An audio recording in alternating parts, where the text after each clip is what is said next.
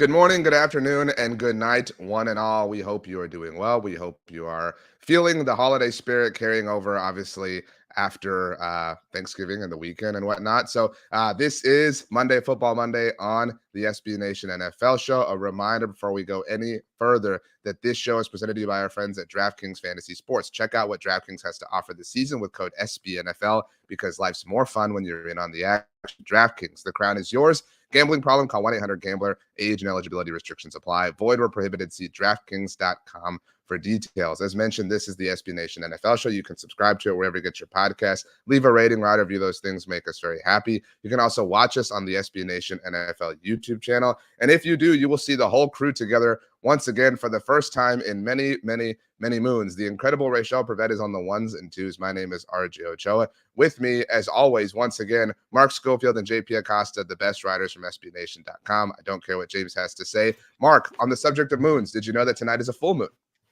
I did not know that tonight is a full moon, but maybe that explains why my daughter did not want to go back to school this morning. Or maybe it was just the fact that she had basically off last week off. Yeah, JP, it is nice. Like, I know people refer to the Sunday scaries, but there's something different to like the post-holiday scaries and having to go back and resume life in school, first period, second period, all that sucks. Oh, it just feels like a completely different world you're going back into. Like when I was growing up, going back to school, it did not feel the same. Like it felt like, okay, we've gotten past Thanksgiving. It's time to go into cruise control mode. Yeah. Can I just point something out here? My birthday's January 2nd. And I just want to say for the record, that is perhaps the worst day to have a birthday because that is, I think, almost every single year. That's the day you go back to school. That's the day you go back to work, right? Yeah, January 2nd. Nobody goes back to school on January 2nd. You go back on like the 9th. I mean, what do you? It's either like the 4th through the 9th. Yeah. No. Every year growing up, like if January 2nd was a weekday, unless it was like Monday and it's the day, unless like New Year's Day was a Monday and you observe it on January 2nd, like I was going back to school on January 2nd. That's wild. Yeah. I think that like I actually think that'd be kind of cool, Mark, because it's the first day back from Christmas break. So like it's your first time seeing everybody. Like so everybody's like, hey Mark, happy birthday, Mark. Like, that'd be really cool. No, absolutely not. It was brutal. You go back to school like after having like a week and a half off. And the other thing, look, once you turn 21, nobody wants to go out on January 2nd, right? Like nobody is going out. That's a fair point. That was also a bit of a stinner right there. JP, what month is your birthday in? My birthday's in July.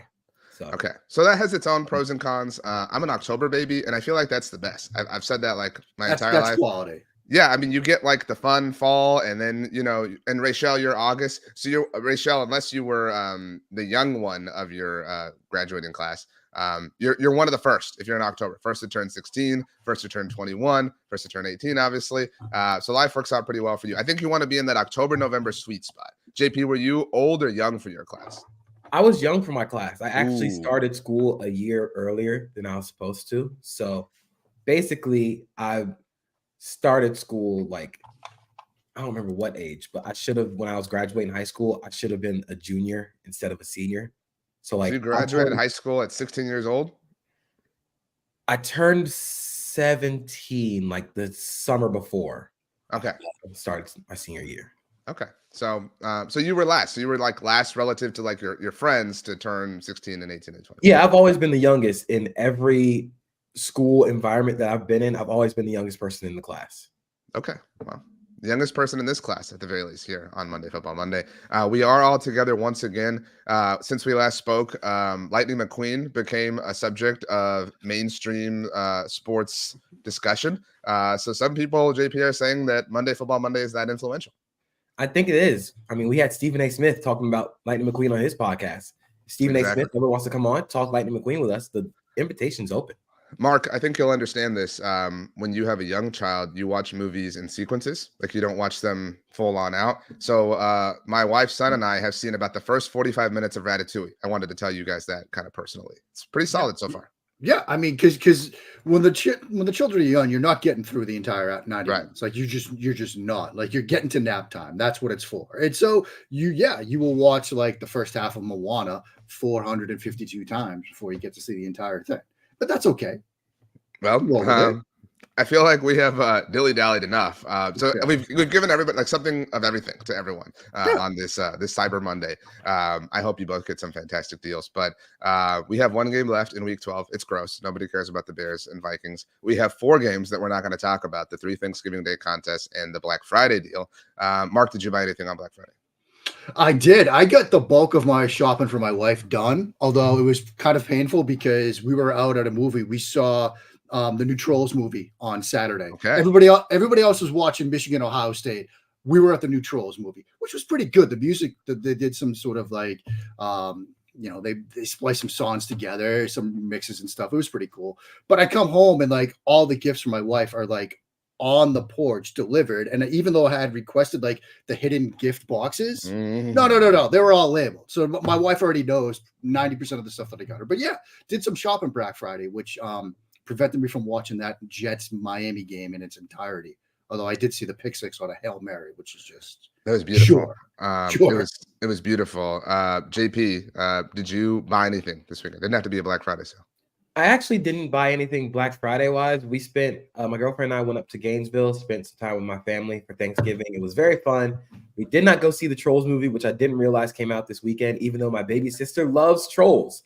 Like that's her thing. She recites every song word for word. She is one of, if not the biggest Trolls fan on planet Earth. So I expect my parents to go let her watch the movie Trolls later, even though like I've seen Trolls like at this point like 400 times, and I'm a little bit Trollsed out.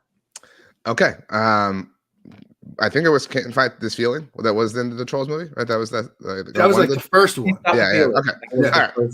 I started to talk about football and then I got so interested in all this other stuff. Anyway, there are 11 games, I believe, from Sunday that we are here to discuss. And so the time has come to do just that. Mark, I think we have to start in Philadelphia, where the Eagles survived again, 37-34, the final score. Sean McDermott, the ultimate coward, taking a knee at the end of regulation. I don't know if we disagree on that. My feelings are obviously obvious. The Philadelphia Eagles are not the worst 10-1 team by most metrics. I know Aaron Schatz of FTN Fantasy tweeted out the DVOA of different 10-1 teams over history, but they're up there with like the 2008 Lions, the 2012 Titans, 2012 Falcons. They remain lucky, but they remain capable of capitalizing on that luck. Yeah, I know JP is going to dive into this because we've been saying all season long, like, you win the clunkers. You want to be a good team, you win your clunkers. And it seems like the Eagles win a lot of clunkers right now. I want to focus on the McDermott decision. Nick Gary, who I love, I've known for years. We hosted a show together about, who the Bills were going to draft that draft cycle when they drafted Josh Allen, called Intentional Scouting. It was a lot of fun to do that show. And he reminded us that a year ago on Thanksgiving, when they were trailing to Detroit, they went like right down the field with like one big throw. That's all you needed. Like, and Aaron Schatz also pointed out that like they took a time out to like basically mismanage the clock at the end of that game. Like, give yourself a chance. Give Josh Allen a chance. Tony Romo was in the booth saying like, throw it on 2 of 3 downs. He was saying that over and over and over again near the end of regulation and overtime, because you've got a talented quarterback with a rocket right arm that could get you back into field goal range in the blink of an eye. You got 20 seconds to work with. This could be your 13 seconds kind of game. And they play for overtime on the road. I just don't get that decision. With your season potentially on the line, you're going to do that? Man, I don't know. I mean, that was the 2023 Bills in a nutshell, that entire game.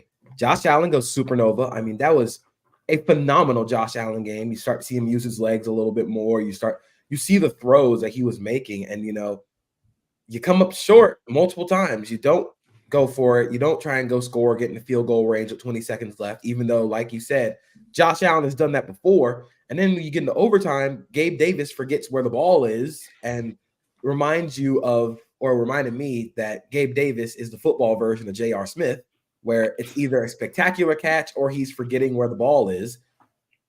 But this is the Bills in a nutshell. This is what the Bills are. They are a team that cannot win in the margins. And that's where I think the Eagles are.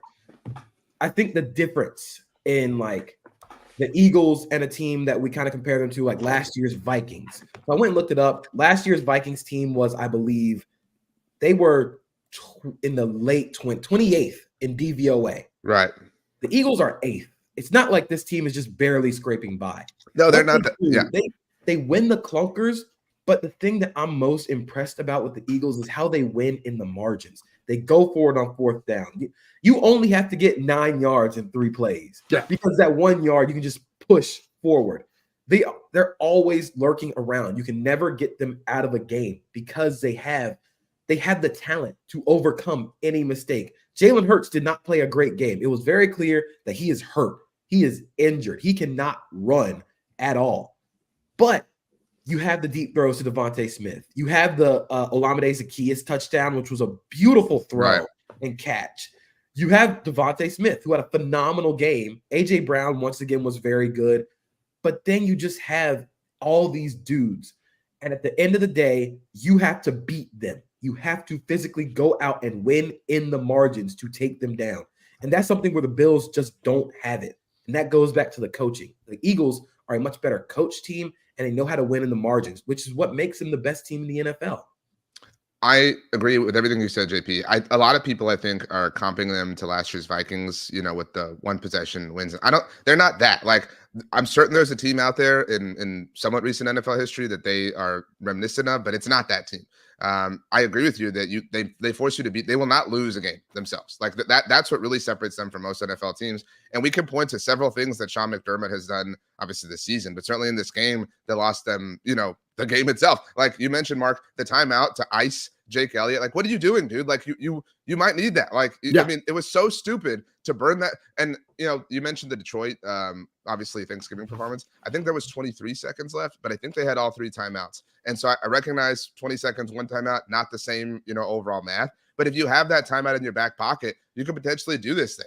I mean, and it's not just Sean McDermott, like the loserness is rippling into other people. Stephon Diggs, credit James Bradbury for punching it out, but Stephon Diggs had that first down at the very end of this game in overtime. I mean, like, it's just a comedy of errors. And every now and then I think there's a situation where we're obviously going to talk about Frank Reich getting fired by the Panthers, but Sean McDermott's not the worst head coach in the NFL. Like, you could have made an argument, I think, that Frank Reich was, but it might be time. Like, it might just be time for the Bills and Sean McDermott to go their separate ways, JP.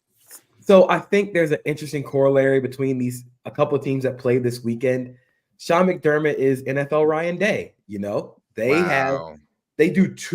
are very good coaches. Like, you can get a lot worse than Ryan Day coaching your team or Sean McDermott coaching your team. But when it comes to playing teams that are legit phenomenal, legit Super Bowl contenders, and you have to win in the margins, you don't trust either of those guys. And that's where the Bills are. It's not just about making the playoffs at this point. It's about winning a Super Bowl. You have a quarterback who can win the Super Bowl. You have a receiver. I mean, the Bills' skill position talent is not good. Like, it is a below average skill position group considering like the amount of resources they've piled in.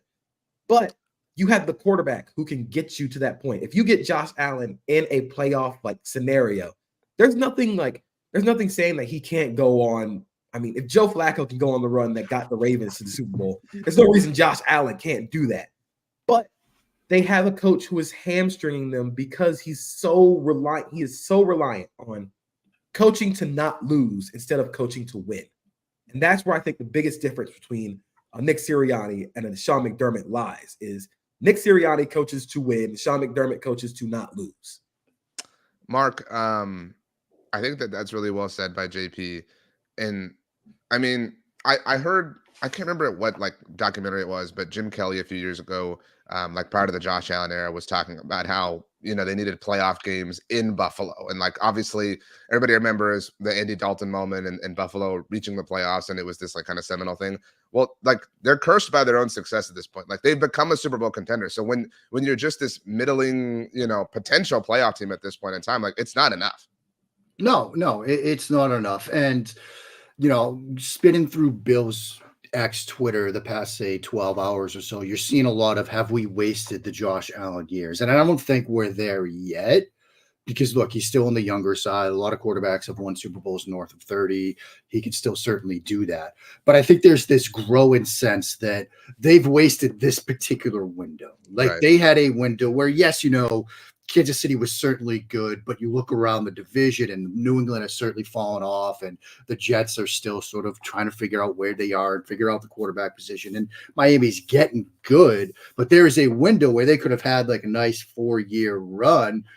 Maybe not as good as the 4-year run they obviously had years ago under Jim Kelly when they got to four consecutive Super Bowls, even though they lost them all. But there was a thought that they had a nice window of contention here, and that may have been squandered. And to the McDermott point, you might need a new voice for your next Josh Allen-ish window.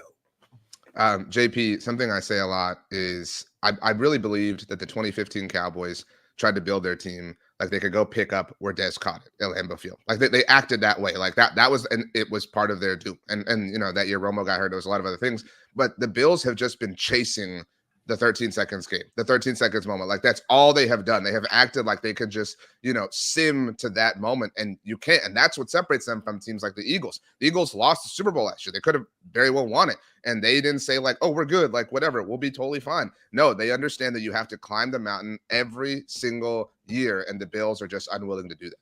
They aren't, and they're unwilling to, like I said, they're unwilling to win in the margins. It's those type of things where when talent is equal, your coaching has to put them over the top. Your decisions have to put them over the top. You have to maximize the margin of error you give for your team. And the Bills have such a razor thin margin of error, not only because of the coaching, but with the lack of defensive depth they have, they're not really, I mean, they don't have a lot on defense right now. And I think that's also a reflection of the drafting and free agency process, and kind of just, you know, Brandon Beane and Sean McDermott built this team to win the 13 seconds game. That was it. We're going to look back at that 13 seconds game as the crucial turning point for both the Chiefs and the Bills franchises. Like that was the year, you know, but it just feels like now those defensive guys are getting a little older. Von Miller has barely played at all.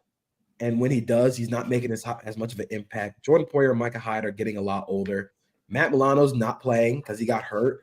Tre'Davious White also got hurt. Like this is the closing. The window's probably closed for this iteration of the Bills. The Bills are currently 10th in the AFC playoff picture, which is a tough scene. It's been a while since we were all together, as mentioned. So I can't quite remember, but do we want to formally put the Bills in the crock pot? Are we at that point? Yeah. Okay. So the Bills and Chargers stewing for, we'll pull them out at the offseason. We'll lift the lid off. Mark, when you put the lid down, do you put it on a towel or do you just let the condensation get on the counter? It depends on what I'm making. Like if it's sort of a soup stew kind of thing, yeah, you know, I'll just let it go.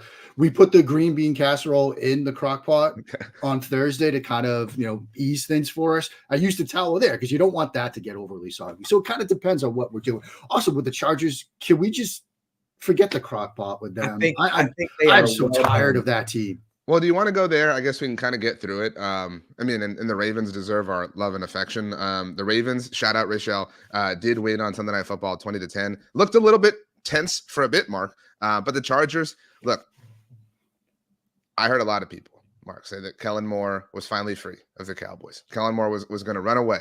Kellen Moore was going to take the cyborg that is Justin Herbert, who's also clearly hurt, clearly dealing with like all sorts of, you know, issues and whatnot. But this was a pathetic showing from the Chargers, like, which is redefining pathetic because of what Brandon Staley has created.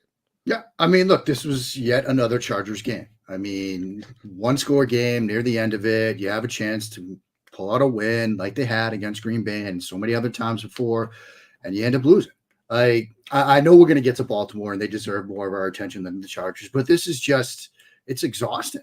Like, it's honestly exhausting. Like, every summer, it's like, yeah, we're going to talk ourselves.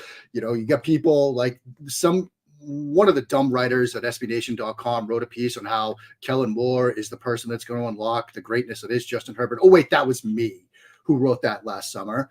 And we're not seeing it. And I know Herbert's banged up. And yes, he still makes, and I clipped it and put it on Threads earlier this morning, 1 to 2 throws a game where you're just like, man, this is special. But he's like the Shohei of the NFL, where it's like he makes these great plays and they lose another 1-score game. So I think my thing with the Chargers and where I'm at is they're not a talented team. Like this is not the same Chargers team that we thought of with like all these top 10 guys at their positions. So we can talk about the offense. Keenan Allen had 14 catches on 16 targets. The next highest Chargers receiver in targets was Austin Eckler with 6. That can't happen. Austin Eckler also had 10 carries for 32 yards. That is really, really bad. You don't have a consistent second receiver, especially with Mike Williams out of the game. That was supposed to be Quentin Johnston. But look, man, I'm not burying Quentin Johnston yet. But it's really bad that the Zay Flowers game happens in the exact moment when the Chargers were at the Shrine Bowl exclusively talking to Zay Flowers. And then they picked Quentin Johnston, who did not have a catch or did not show up. He got benched. They didn't even bring him on the field in the game-winning drive for Alex Erickson, who was a practice squad player the week before. Like, this isn't a talented team anymore. They don't have the depth. They don't have the top-end guys. And I said it on Twitter. They haven't played a complete game in what feels like years. Like, they have not put together a full, complete performance in years. Offense, defense, special teams. The defense played fine. Like, this was a fine performance by the defense. But this offense just cannot continue like this. You desperately need another guy. And the thought was, Quentin Johnston would be that, especially with Mike Williams hurt. But, I mean, Jalen Guyton had more targets than Quentin Johnston. This is not pick 21, Quentin Johnston. Pick 22, Zay Flowers. Pick 23, Jordan Addison. I'm a Patriots fan. I know what it's like to see your team draft a receiver and then see players like DK Metcalf come off the board after them or George Pickens come off the board after them. But as it's trending right now, Chargers fans are going to be looking at that sequence of 3 picks and wondering what could have been. Now, like JP, I'm not closing the book on Quentin Johnston, but that's a tough scene right now. JP, you tweeted after the game that the Chargers and Giants had the same amount of wins this season. Can you name the 4 Chargers wins off the top of your head? They beat the Vikings. Yeah, that crazy, and that was that wasn't like they beat the Vikings. Yeah, it was one of those. It was a clunker. It was a clunker. You know what I mean? Like maybe not a clunker, but it was a coin flip. But so that's one. Oh my gosh, who else did they beat? They won the very next game. I don't know if that's helpful. I doubt it, but I'll just help you out. They beat the Raiders 24-17. So beat the Raiders by 1 possession. And then they won their 2 primetime games, the Bears on Sunday Night Football, the Badgley game. And then they beat the Zach Wilson-led Jets on Monday Night Football. Oh, yeah. Like, maybe. So, like, those are the 4, like, wins. You know what I mean? Like, how do you, like, which one do you feel good about if you're them? Like, the Vikings barely hold on win? And that Vikings team is really different than the Vikings. Yeah, it's a much different Minnesota team right now. I mean, it's like they're not the Bills that have some certifiable talent the way we kind of talked about, where like Josh Allen is a little bit limited. Like I do feel for Justin Herbert. I've gotten tired of the Justin Herbert like love fest that happens on the internet all the time, but like he is clearly really, really, really limited. I've never been this interested, Mark, in the potential head coaching vacancies that we're going to have in the offseason. We already know that the Raiders and the Panthers exist, potentially the Bills, potentially the Chargers. Like you're Ben Johnson or whoever we deem to be the most like the hottest candidate. Like who do you pick? Like, you know what I mean? Like I think there's an allure of going to the Chargers because you get Justin Herbert. Like you get Josh Allen if you go to Buffalo. Yeah. I mean, that certainly and you don't have Mahomes in your division. Those 2 teams are enticing because you have the quarterback piece figured out. You think about some of the other, like jury's obviously still out on Bryce Young, although I think he made some nice throws in their loss on Sunday. But you start thinking about other, the Raiders, they got a quarterback question right there. New England, potentially, if there's a Belichick ended, they got a quarterback question there. So Buffalo and the Chargers, like those seem to me to be like the 2 most desirable spots because you got the biggest position, the most important position in the game figured out already. There is a coach in California who would not have to move very far to take that Chargers job. Chip Kelly? That would be hilarious. It would be really funny. I've gone to bat for Mike McCarthy a lot. I feel like he doesn't get enough love. I feel like we still aren't giving John Harbaugh enough love. Like this Ravens team is just annually, they're the number 1 seed in the AFC, JP. Like they're like Mark, you can scoff all you want. They are. No. Generally speaking, I agree. The Harbs had a rough game, though. Like he had a couple of like non-challenges and decisions where I was just like, I agree. I don't know about that. But generally speaking, yeah, I'm with you. This was a poor game for the Ravens. I agree with you. There were some poor decisions made. Justin Tucker missed a field goal, right? Like, whatever, but they won, right? Like we do that with the Eagles all the time. Like, oh man, like, AJ Brown had one catch for 7 yards, whatever it was, and they won. Like the Ravens are in a similar way, JP, unflappable.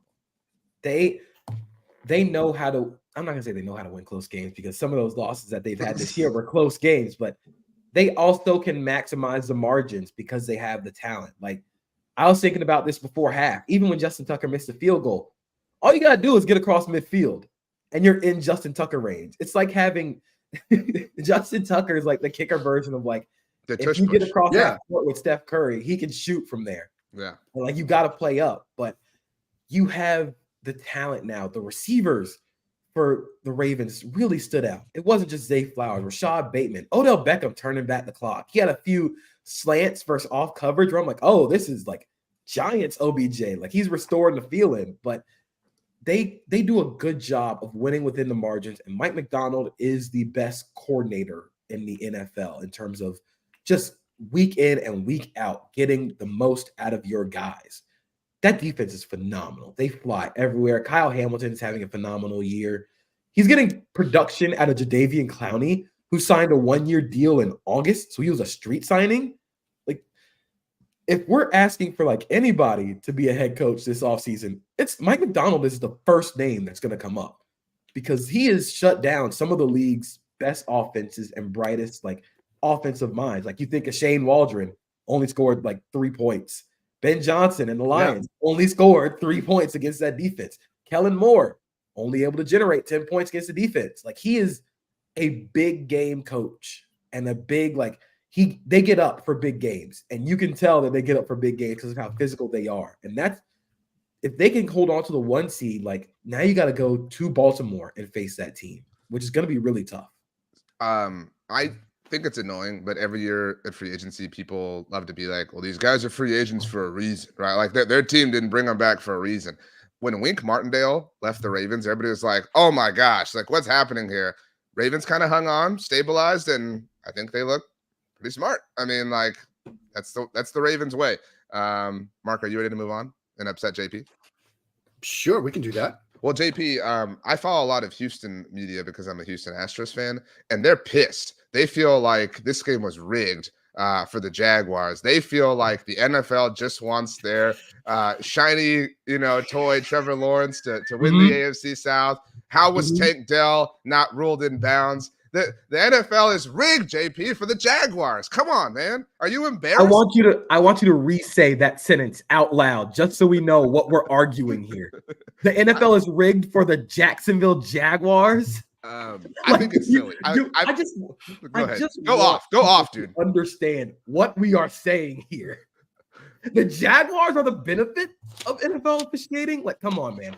Look, you can complain about officiating all you want. The officiating was bad for both sides of the ball. Like, both sides, both teams were on the wrong side of bad officiating. Trevor Lawrence interception, very, very clearly a DPI.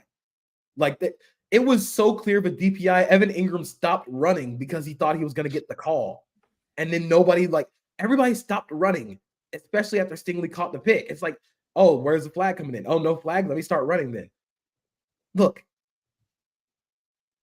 they were both bad calls. But at the end of the day, the Texans had a chance to tie that game and send it to overtime. But they couldn't block Josh Allen, who was the best Josh Allen in football yesterday. Like that, I am going to stake that claim right now. Josh Allen for the Jaguars was the best Josh Allen to play football on Sunday. He was just phenomenal. I think it was the best game of his career. He generated 8 pressures on 12 pass rushes against Laremy Tunsil, who was an All-Pro last year, headed for another All-Pro season this year.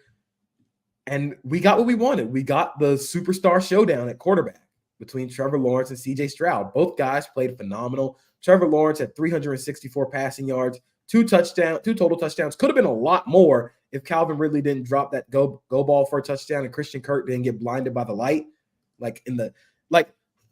Again, congrats to Houston for building a stadium with a sunspot in it that made Christian Kirk drop the ball. Like, this is it's a common theme in this state.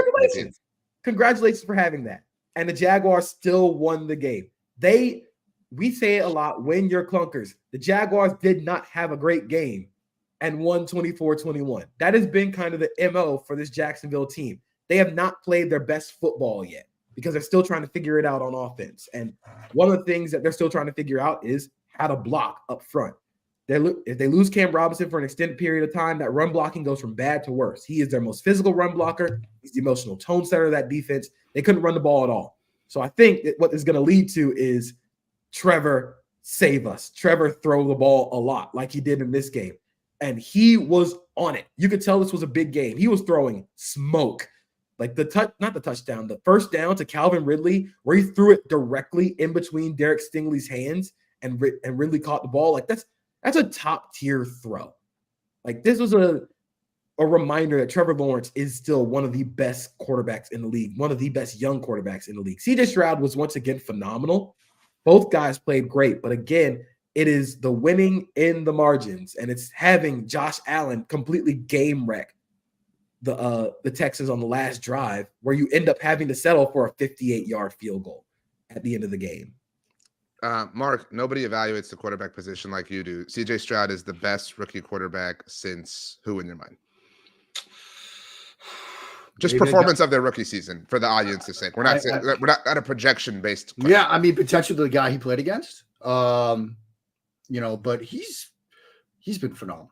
I mean, he's been absolutely phenomenal. And he and Tank Dell have been phenomenal together. I think it's just impressive that so much of what Stroud's done is the stuff we thought he couldn't do, or people thought he couldn't do. The like outside the pocket, off of structure, athletic type stuff that we're seeing from him.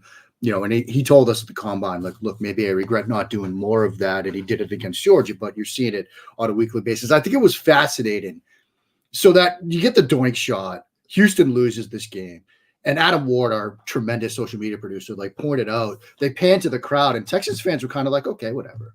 Because this team's like 3 years ahead of schedule. Like, that's what's so impressive to me. Like, again, I shouted you out on Threads, like, RJ, your call, this being a potential playoff team. Like, nobody saw this coming. The Texas fans, they're playing with house money. And the idea of getting Stroud versus Trevor versus Anthony Richardson versus, I don't know, Will Levis, I guess, in this division the next couple of years is certainly exciting.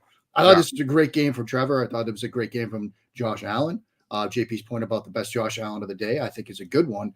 But I just remain so impressed with Stroud and how well he's playing. And Will Anderson Jr., by the way, it felt like every time I like peeked into that game and they were on defense, 51 was near the ball making something happen.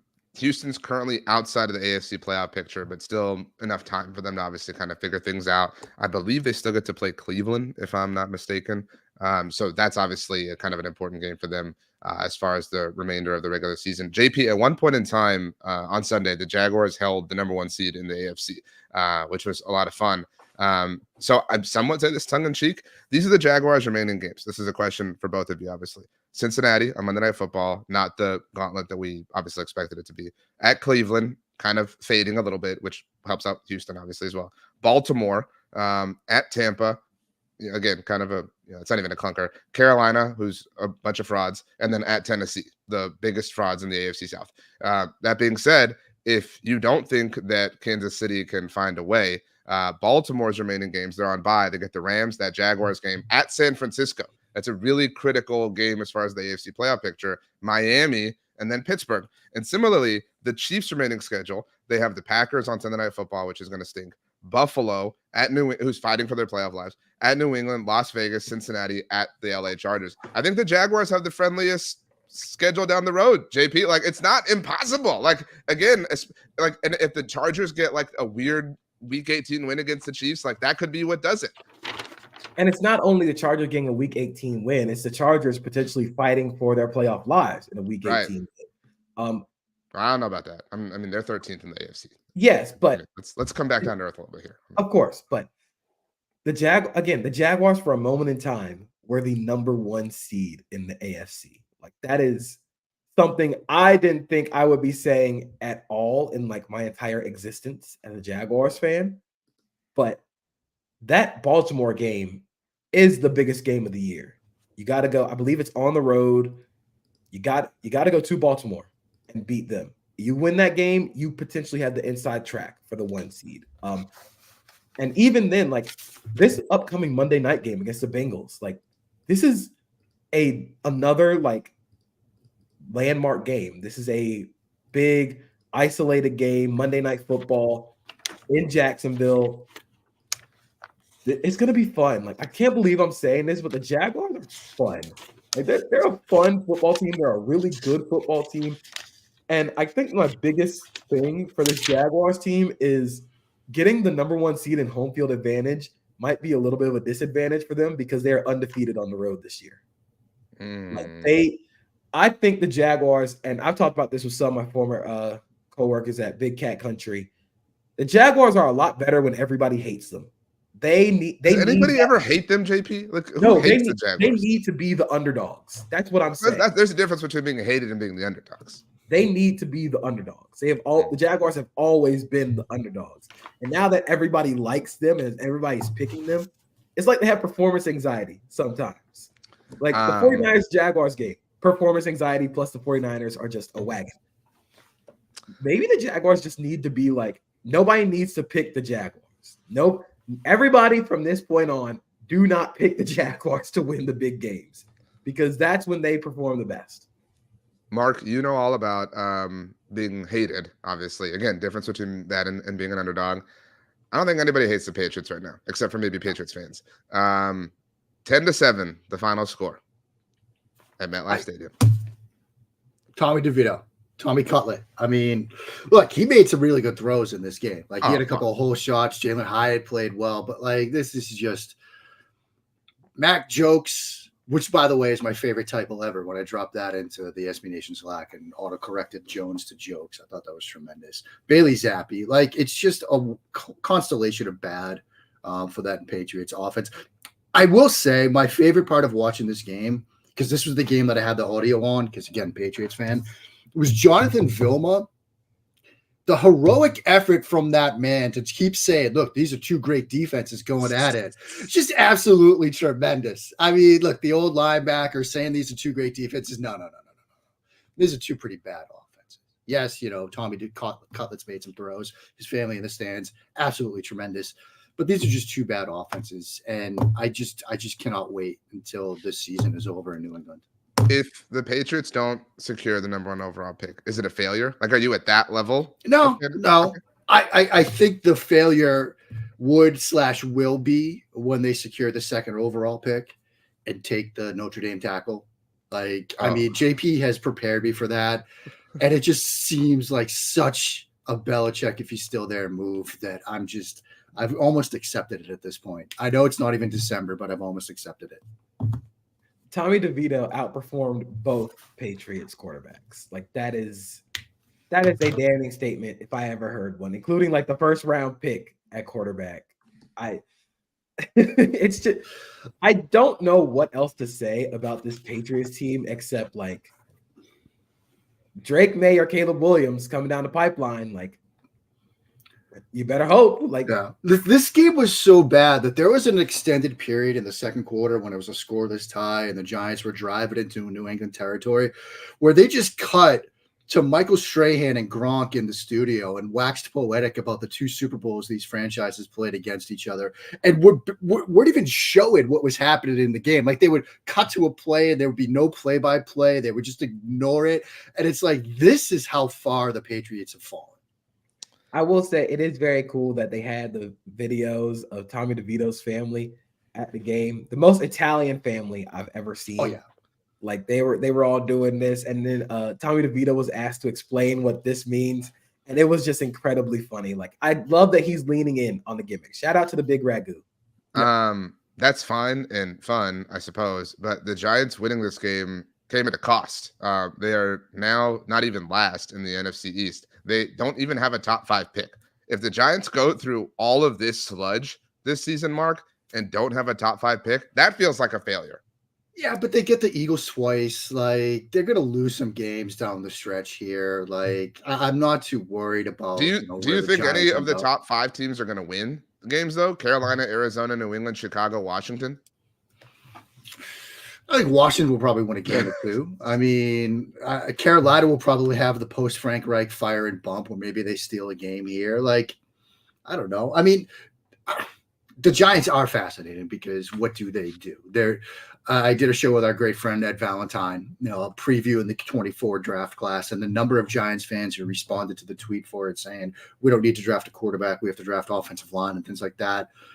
They've got options if they want to go the like non-QB route, but they're still going to lose some games.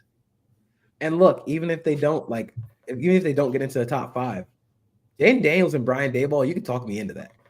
You could talk me into a Jaden Daniels, Brian Daboll like alliance for the Giants. I guess like with saying like, yeah, we need to draft offensive line. You've done that for the last 3 years.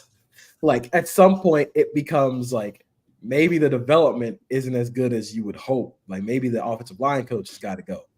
But I mean, look, they're 6 right now behind the Giants, the Bears, the Patriots, the Cardinals, and then the Bears again. I do think there's some genuine like, hey, what if the Bears don't pick a quarterback? Like maybe they trade out of that pick. Maybe this is the pick where if the Giants still remain outside the top 5, they trade up for one of those quarterbacks. That's the I'm sorry, Mark. Maybe they trade up with the Patriots and then the Patriots end up with Daniel Jones and Joe Alt from Notre Dame as the 2024 draft haul because that is the Patriot way. At least we made it. I just can't even. My God. We have back out of that pick. We both going to trade out of that. We've danced around the Frank Reich news enough. This is so insignificant that it didn't even lead our show. Like we're 41 minutes in, and it's like the Panthers fired. And I still want to hit the fast forward button on it. I guess we can't because it's a coach getting fired. Right. Okay. Well, the Titans won. That's okay. Cool. Like I don't think we have anything to say about the Titans. So like we're fast forwarding through that portion of the discussion. And I don't think we have to talk about the game either. It's just the matter of the Panthers firing Frank Reich. 1-10. Didn't even make it to December. Nathaniel Hackett lasted longer. Urban Meyer lasted longer. Lasted longer than Frank Reich. Look, Urban Meyer was bad. Yeah. He forgot the names of the players. Yeah, he was kicking kickers. Like, what are we doing here? I tweeted about this. I can't think of a coach who was fired mid-season in back-to-back years. Yeah. Now, Chip Kelly, who you brought up earlier, JP, was fired mid-season by the Eagles and the next year fired by the Niners after the regular season. So he did at least survive the regular season. But Frank Reich has been fired mid-season by back-to-back teams, and not even like proud teams, right? Like the Colts and Panthers are the teams who are kicking you to the curb. You get replaced by Jeff Saturday. Yeah, one of those situations. Such a great point. This is a bad look for like David Tepper has been. I saw Amina Kimes tweet once, Mark, that said the goal every day on Twitter is not to be the main character, and David Tepper is the main character of Twitter today. It is a rough look on the Twitter streets for him. The thing is, he wants to be the main character. He wants to be involved in all of this. Since 2018, David Tepper has hired 4 head coaches.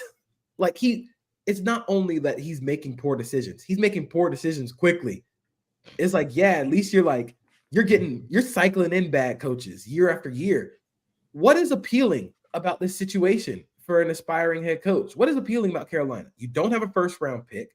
The offensive roster is in need of a major overhaul. Brian Burns, Jeremy Chin are both free agents at the end of this year. Brian Burns still hasn't gotten that extension.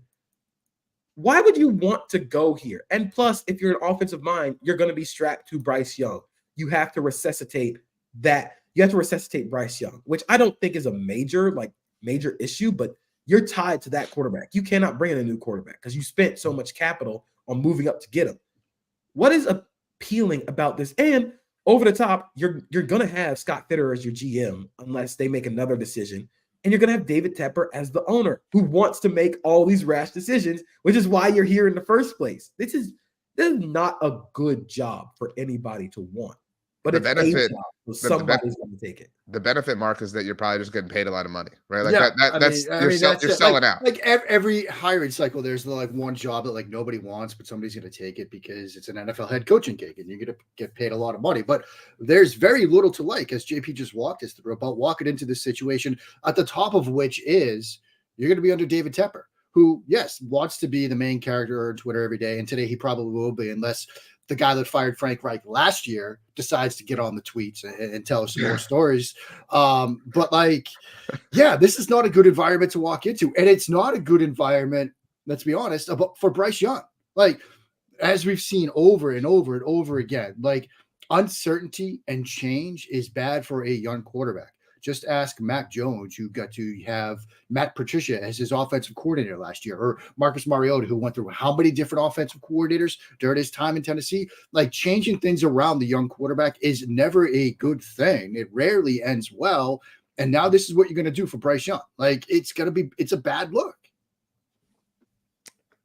Tough times for the Panthers. If either of you think they're going to get the post Frank Reich firing bump, it's a good thing they play in the NFC South, because they have divisional games back to back to back at Tampa, at New Orleans, Atlanta. Do they win one of those games? Maybe. Yeah, they win one of those games. They absolutely do, because that division, man. I would hate to be the Bucks this week and have the potential. That's such a terrifying situation. By the way, the Bucks might have a new head job or head coaching opening too. Everybody in the NFC South might have a new head coach, including the team that wins the division. Yeah. All right. Well, let's move on. Remember, we do all technically still have our fast forwards. Speaking of the NFC South, the Atlanta Falcons, Mark, defeated the New Orleans Saints 24-15 and now lead the NFC South. Hey, what a big surprise. Bijan Robinson can be a help for you. Look what happens when you actually involve him in the game and not in the, he could create magic away from the football kind of way. Like, the touchdown was a great design. Like, the touchdown catch, leaking him out of the backfield. The touchdown run was great. JP was saying during this game that I don't think either quarterback wants to win this game, and I think there's a point to that, because neither one of these quarterbacks played actually really well. You get Jameis Winston rapping to Luda, like, on the sideline. We're still trying to pin when that happened, but at some point it was during a time when we'd think the Saints were trailing in that game, which is absolutely hilarious. We had a lot of Taysom Hill involvement in here. Like, this game was like quintessential NFL South. Like, you search Google for what is NFL South football, there you go. This game pops up.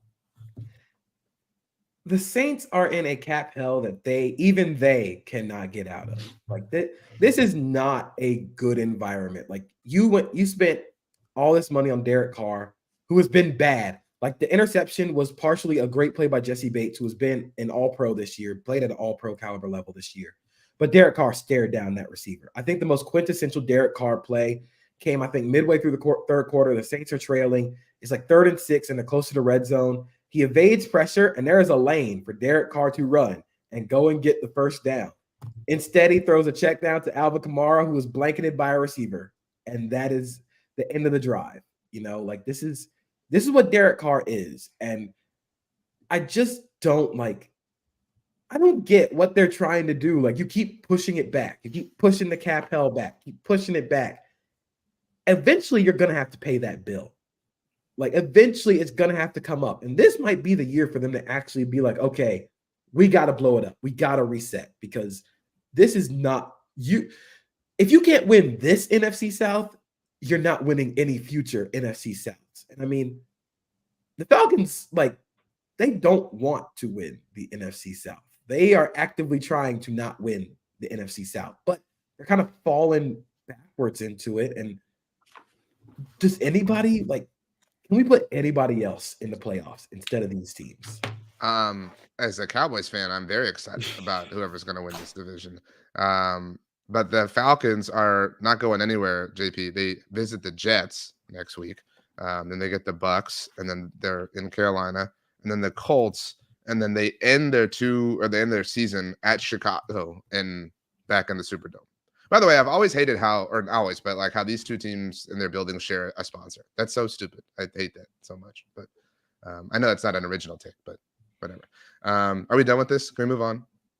Okay, great. Let's, get rid of the division. The Buccaneers, Mark, fell in Indianapolis, 27-20, the final score. There are some Colts fans, Mark, who are like, hey, look, y'all are all obsessed with DeMeco Ryans and CJ Stroud. Shane Steichen kind of flying a little bit under the radar here. I'm willing to buy a little bit into the Colts right now. I feel like the price is low. Look, I mean, the note is right here. Shane Steichen, Coach of the Year. I wrote it yesterday.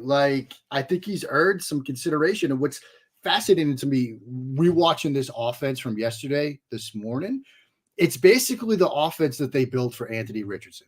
Like it's a lot of like run game stuff, QB run elements, half field concepts, and they're just get it from Gardner Minshew. The 4th and 1 play call I thought was absolutely brilliant. Like such a great design. Their defense can sort of get after you up front. Like they've put themselves into the playoff mix and they've removed themselves from the in the hunt category to they're in right now. It's been fascinating to see. I don't know if it sticks, but it's been great. And I think Steichen deserves some consideration now. Again, here we are before December, but I think he's earned that. I think they've done a really good job of rebounding after the Anthony Richardson injury. Like they've gotten really good play from their stars defensively, especially up front. The offense has been the fact that it's been able to change and the fact that you're able to get Jonathan Taylor back, who again, very good. Like you got to keep that guy around. Like that's a good football player. I just don't know are the Bucs serious? Like this is not a serious like football game by this team. Like what are you doing? Like this team, I don't know if I have the words. Like what you can't really say like, oh, they're in like tank mode for a quarterback. They're 7th right now in the draft order, but like again, you're in the NFC South, anything can happen. Are they also not going to have a head coach at the end of this year? It feels like the patience is wearing thin with Todd Bowles. If not for the Panthers, I think that the Bucs would be in the worst position in the NFC South. But like we can look at the Falcons and talk ourselves into some things. Obviously, if they get a quarterback, we can look at the Saints and talk and like some things, whatever. But like, what are the like? Mike Evans isn't going to be there. Chris Godwin's a little bit older. Rashad White's been fun, but like what is like the core of what? I don't think any Bucs fan is sad. Like a Bucs fan is like, oh, who won the Super Bowl a few years ago? Like we're fine. Like we're straight chilling. The Bucs are kind of insignificant to me. That's really how I feel about them. They got a ton of divisional games left, though. I mean, they get, I think, Panthers twice, Falcons, and Saints left. So, I mean, there's 4 games they could win right there. They got a game against Green Bay in Green Bay. They could win that one.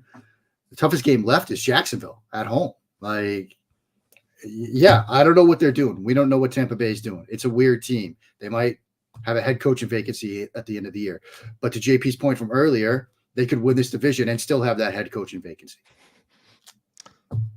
Okay. Well, kudos to the Colts. Look, the Jonathan Taylor thing could have been really bad. Yeah. Like it's gotten okay. You know what I mean? Like, and as somebody who drafted him at a discount in my fantasy league of record, pretty happy right now. Just gotta say. So turns out paying good players is smart. Yeah. Yeah. I don't think that we have much to offer on this game, but the Pittsburgh Steelers won. Can we? I'm using it. I'm using okay, mine. JP. Okay, we're gonna use the fast forward. I guess it's yours, Mark. Yeah. But just notably, they did have over 400 yards of total offense and had none under Matt. That's amazing. Like that's really amazing. First time since pre-COVID. Like what? I think it was technically COVID. Like it was 2020. Okay. So I mean, but that's just amazing that it would be the first time, JP. The last time, before Matt Canada, the last game that Steelers had before Matt Canada, they had over 400 yards of offense. It's just incredible. The entire Matt Canada regime, they had under 400 yards of offense. First game post Matt Canada, they have over 400 yards of offense. Yeah. I feel for the Bengals. I mean, I know we're not going to talk about this game, but like I just feel it's tough to watch this end of the regular season for them. Yeah, just a tough scene. I guess let's round out the AFC North. Since we already talked about Baltimore, the Browns fell in Denver 29-12. You both saw that Myles Garrett's arm was in a sling after this game. I've been checking all morning, and our friends at DraftKings do not have Defensive Player of the Year odds up. They have been down all morning. So, again, I'm not trying to intimate anything, but that would suggest it's similar to last year, Mark, when the Jalen Hurts odds all of a sudden disappeared for MVP. Again, nobody knows exactly what the situation is here, but this was a really seismic loss for the Browns in that sense. Yeah, because we were sort of outlining in the past couple of weeks that the case for not just Defensive Player of the Year, but MVP was building for Myles Garrett. If you're going to win games by 3 points here and there and on the backs of the defense, it comes on the backs of 95. If he's out for an extended period, that all goes out the window. And Denver? Like this is Sean Payton, sneaky Russell good. Wilson? Like really? Sean is Payton there talked all that trash before the season and might actually back it up. and also is there like a like yin and yang thing here with the fates of Seattle and Denver? Because as the Seahawks seem to be stumbling a little bit, suddenly you get Denver rising up. Like, is there like a Freaky Friday situation at work? Like, what's happening here? Pete Carroll won the battle, lost the war. Yeah, I don't know. And that's bad because Pete Carroll loves war stories. Like, Yeah, he does. This is going to be bad for him if he loses this war. I think the most impressive thing about the Broncos is how they've managed to get Russell Wilson to not like cook. You know, he's not throwing the ball a lot. He's eating leftovers. TV dinner. Yeah. TV dinner. You just got to put it in the microwave. We only need you for a couple of plays a game. We only need you to be that Russ for a couple of plays a game. You've turned him into a game manager, which is fine considering where this defense is playing, which is at an especially high level since they've gotten their pass rushers back. And Cortland Sutton's playing phenomenally. They've gotten the run game going. I mean, they could make the playoffs. You know, I think this was a huge game for them in terms of their playoff standing. They're able to get past a Browns team that will probably be looking to get one of those wild card spots. But I mean, look, after this game, you got Houston. You're in Houston. You're in LA for the Chargers game. You're at Detroit. And then you finish with the Patriots, the Chargers, and the Raiders again. I don't know. Like it's possible. It's tough, but it's possible, especially with the amount of leeway they've given themselves already this season. You mentioned Houston. That's the team immediately ahead of them in the AFC standings right now. They have identical records. That's who they play, so that would be significant. They have the head-to-head tiebreaker over the Browns now, who are a game ahead of them. And I think, especially if there's significant, time that's going to be missed by Myles Garrett, Cleveland could kind of wither down the stretch. Mark, would it not be the funniest result possible for the Broncos to sneak in as the 7th seed and beat the Chiefs at Arrowhead? Patrick Mahomes' first playoff loss at Arrowhead coming to the Broncos. I mean, funniest result possible. I mean, I think there are some funnier ones. Like okay. Top 10 funny permutation. Top 10 funny, yeah. Because I think the funniest result possible is the NFC South team beating Dallas. What the hell, Mark? Look, man, you opened the door to that one earlier, so I had to walk through it. But I mean, yes, that would be a tremendously funner result. And I mean, the fact that we're here on the cusp of December, contemplating the Broncos playing meaningful football in December, when we think back to all that was said and all that was written and all the stuff we talked about between Sean Payton and Aaron Rodgers and Nathaniel Hackett. Yeah, that's pretty funny. Okay. I believe we have 2 games left. I don't think we've skipped over any. So you might as well. We've been kind of going by divisions accidentally. The Kansas City Chiefs, JP, had a bit of a scare. We're down 14-0 in Vegas against the Raiders, but then said no more, no mas. By the way, we didn't talk about Jason Garrett on the Sunday Night Football broadcast. I don't ever need that again. It was one of those you tune in and you're like, hey, no Chris Collinsworth. This is interesting. Oh, wait, it's Jason Garrett. I mean, Jason Garrett is a really sweet man, really stand-up human being, but he treated that game like none of us had ever heard of, like Justin Herbert or Lamar Jackson. Like it was, so ridiculous. But anyway, I'm sorry. JP, the Chiefs won 31-17. The Raiders were up 14-0 with 11 minutes and 23 seconds left in the second quarter. Only scored 3 points the rest of the game. Like that is the Chiefs doing the sit up in the chair meme. Yeah. Like, we'll spot you 14 points. And then they remember, oh yeah, we're the Kansas City Chiefs and we are much better than you. I think the biggest thing that I took away from this game is the Chiefs need to get Rashee Rice a lot more involved. Get him more targets because he is kind of the connective tissue for that receiving room. He's the in-between guy, with Justin Watson and Marquez Valdes-Scantling being the deep threats and them having 3 different variations of Kadarius Toney, which is like original Kadarius Toney light, which is Sky Moore, and then Kadarius Toney heavy, which is Mecole Hardman. They all do the same thing. So you need that receiver who is kind of the in-between, the Juju Smith-Schuster, basically, for this offense. And that could be Rashee Rice. And I think getting him more involved, getting him targets is going to help open up the offense a lot more. And I said it a few weeks ago, like this team feels like the inverted version of the last year's team, where The offense was flying high, the most efficient offense I think we've ever seen in the NFL, while the defense was playing a lot of young guys and still tried to figure it out. But it kind of turned around near December with a win against the Raiders in Vegas. This year, the defense is playing like one of the best units in the league. The offense has a lot of young guys. They're trying to figure it out, but are probably turning it around against the Raiders near December in Vegas. If it ends like it did last year, then they'll probably be fine. But this is a massive win for the morale and the momentum of this offense. The Chiefs are good. What a shocker, Mark. Yeah. I mean, I think, look, there were a lot of questions about the receiving room coming out of that loss to Philadelphia. We wrote about it. Others wrote about it and talked about it. They needed someone to emerge. And they were saying all this week, look, we trust who's in here. We trust the people we have. And you saw Rice get more involved and you saw the results. Like, I think that will be huge. And JP's point about connective tissue is massive.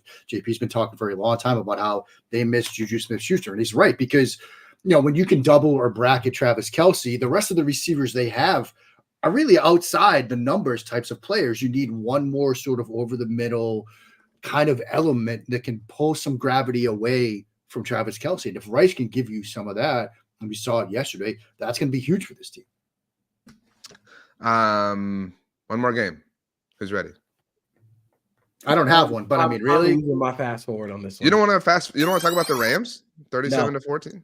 No. Well, I mean, I mentioned my fantasy team, so I have to mention Kyron Williams, baller, like super baller. That was awesome. So yeah, that's it. Boom. Sunday of week 12. Mark, one sentence on Monday Night Football. Josh Dobbs versus Justin Fields is the matchup we were all dying to see when this season began. JP. I'm actually very intrigued by what Justin Fields will look like against a defense that is not going to be afraid of throwing everything in the kitchen sink at him. I will say that I hope the Bears win for the Cowboys' sake, but I'm not optimistic. By the way, quickly, as we get to kind of wrap up here, I just saw that the 49ers they opened as 1.5-point favorites for their game in Philadelphia this week, and that has Josh Rosen up to 2. Yeah, so that'll be very interesting. Although, given what Philadelphia has done to this point, the loss really wouldn't derail them in any real sense. No, the loss wouldn't derail them. This is going to be a fun week because it's going to get sharpy. But that's an interesting number. Like, I saw San Francisco 2.5. Well, I mean, depending on where you look. I mean, but yeah. So I looked. Our friends at DraftKings, they usually have odds like kind of a week and a half ahead of time. And when I looked last Wednesday, they were 1.5-point underdogs, San Francisco. Yeah, but it was still notable. Direction. It was still notable that Philly didn't even have the true 3-point home bump. Yeah. Okay. Rachel, if you could please join us and tell us, number 1, what the best thing you ate on Thanksgiving was. Number 2, how happy it made you to have us all here together. Number 3, your thoughts on the NFL this week. And number 4, MFW MVP. This made my day to have the gang all of that. So I was very happy to see all of you, your lovely faces. The best thing I had, I love deviled eggs. Like, love deviled eggs. So what? I also don't like deviled eggs. I love deviled eggs. What? Y'all weirdos with your basements. You like deviled eggs. Oh my God. And your vents on the floor. Up there? So good. I had some salmon with the mac and cheese, deviled eggs, greens. It was so good. Really, really good. Okay, so that was the best thing I had. One of the takeaways I had from this week, rookie wide receiver Jalen Hyatt. A career game for him. He had his first 100-yard receiving game of his career. And so, good for him. But today's points, some of the strong points you guys made, JP, the point that you made about Nick Sirianni coaching to win, Sean McDermott coaching to not lose. RJ, I liked your point about just the Panthers and it being a bad look, how David Tepper is the, always the main character on Twitter. Thought that was good. Mark, I thought your point about Justin Herbert being the Shohei of the NFL, that was kind of funny. JP, I also liked your point about the Broncos turning Russell Wilson into a game manager. RJ, I liked yours about the Chargers, like what out of their 4 wins, which one do you even feel good about? That's kind of sad when you look at that team. And Mark, I liked your point about just being a bad look for the Panthers and how it's not a good environment for Bryce Young to be in. And so today I'm going to give it to Mark. Mark, unlike Houston, Jacksonville, this was a properly officiated game. So how do you feel about the win? It's always, just nice to be here. Like, it's just nice to be nominated week in and week out. And it was great to have the game back together. I'll take the W's when I can get them. But look, it's tremendous company, the three of you here. And it's nice just to be here. Rachel, if you'll allow me to add to your award for Mark, speaking of company, we all work for the same one, and Mark did an incredible job for SB Nation this season covering F1. Mark, congratulations on the F1 season wrapping up, sacrificing sleep and time to create content that so many people enjoyed. You absolutely killed it, my man. Thank you, my friend. It was fun to get to do it. It was fun to get to talk to people like Lando Norris and Zach Brown and Oscar Piastri and Valtteri Bottas. And as you can see, judging by the bags under my eyes, it's going to be fun to get some sleep this week. Well, we need your full thoughts, obviously, when all the pending news happen and whatnot. And when Lewis finally gets the race in Africa. Mark, I mean, Africa is your thing. This is your kind of look, whale. Lewis has been asking for that race for a long time. I don't know when we will get it, but I think Hamilton is going to stay a driver on the grid until that happens. And then you sing the song. And then I sing the song, and then I get to go to it, and then it's just downhill from there for me. So I think that's the moment where I retire and, I don't know, go back to practicing law or work at Home Depot or just do something, because it's just downhill from there. JP, let's get downhill, and I would like to end with you telling us how it feels to root for a team who had the biggest fraud win of the season, with the Jaguars getting help from the refs. 8-3, at least in the eyes of Houston media, not my eyes. 8-3. It doesn't matter. They don't ask how; they ask how many. Go Jags, Duval till we die.